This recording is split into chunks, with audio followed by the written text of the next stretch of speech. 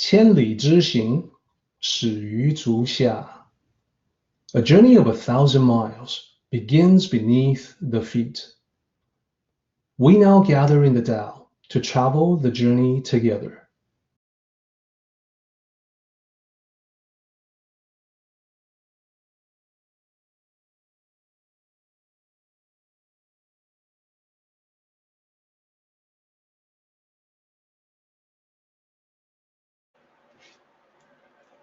Now, here's a trick question, and I do want to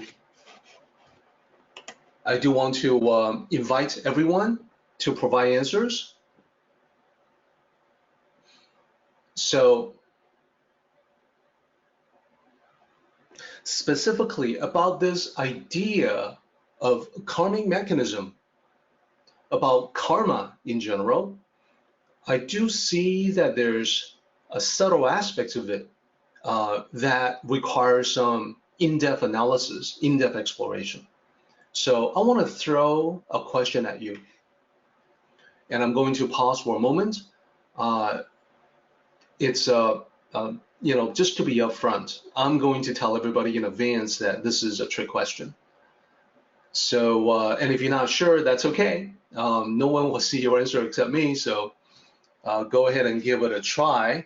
Here's the trick question. When it comes to karma, do Tao cultivators focus on creative positive karma? You would think so, right? What could be the harm of creating positive karma? That is the trick question. So I'm going to pause for 1 minute and give everyone a chance to type in their thoughts.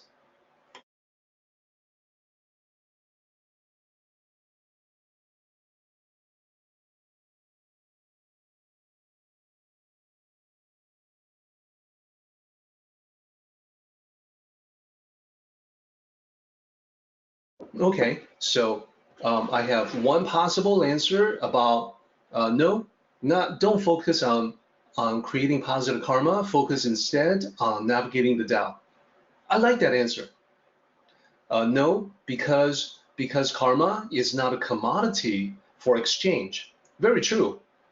Focus on the positive essence. That's actually an excellent answer. And another excellent answer, karma, not controlled by humans. It's only this energy of exchange. That's right. So unbinding karma will be the closest thing. And the energy of karma is something that finds balance in nature. All very good answers, very thoughtful. Tao cultivators naturally generate positive karma by making better choices. That's also quite true. They don't need to go after it as much. Yep, that's true. Tao cultivators don't necessarily need to deliberately, in a contrived way, create positive karma. So, and then we have an excellent question. Well, is that even possible to create karma, like out of nothing? And when you think that you are the creator of positive karma, wouldn't that be a little bit egocentric? These are all fantastic answers. So let me provide some thoughts on that. And this will get into a little bit of Buddhist philosophy, Buddhist thinking as well.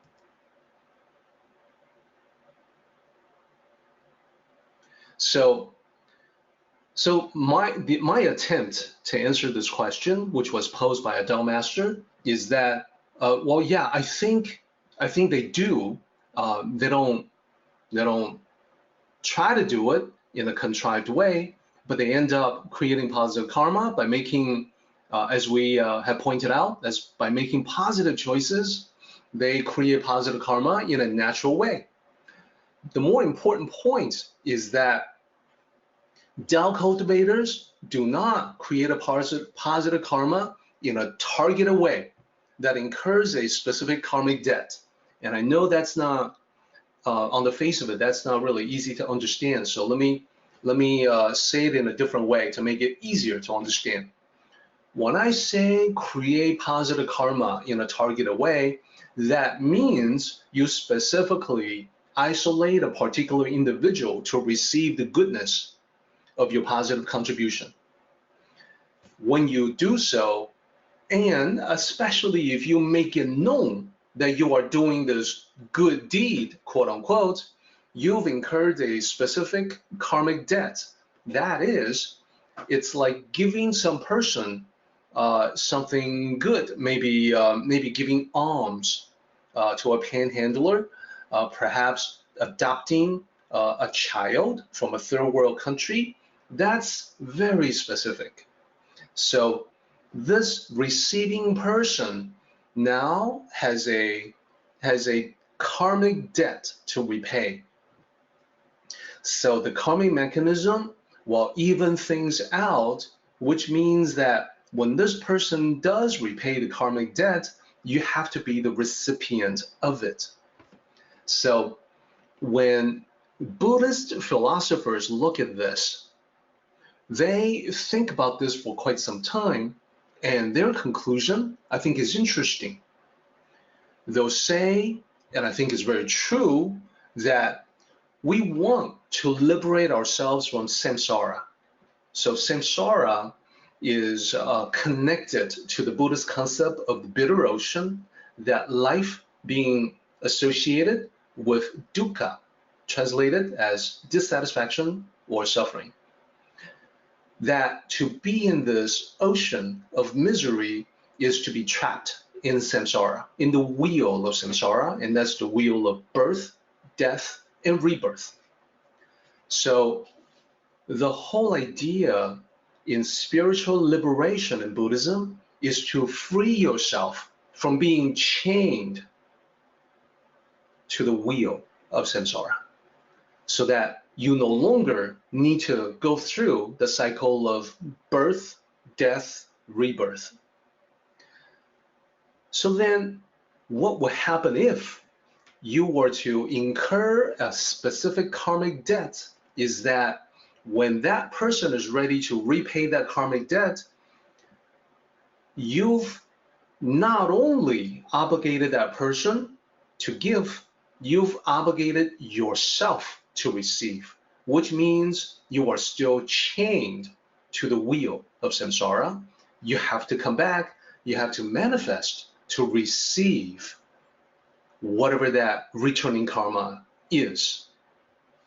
So it's a good idea to not incur bad karma so that you don't have to be around, you don't have to come back to suffer the consequence of the negative karma. But it's also, by the same token, a good idea to not obligate someone to you so that you are chained to be the recipient of returning positive karma and having to return because of that.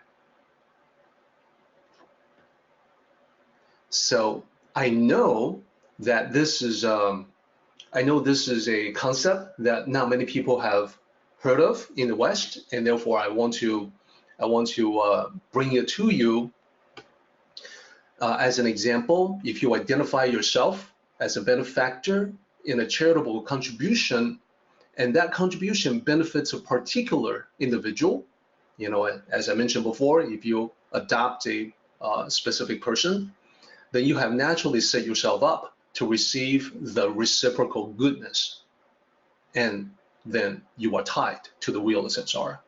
The better way,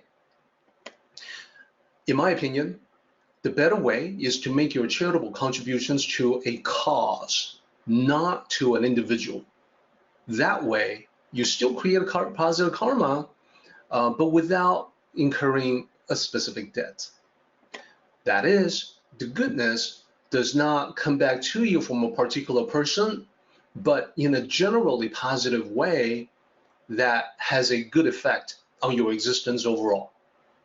You will then be free in that respect. You will not be chained to samsara. You'll be free of the cycle. And in the Buddhist terminology, you're not obligating yourself to manifest dharmically to receive the positive karma that comes back to you.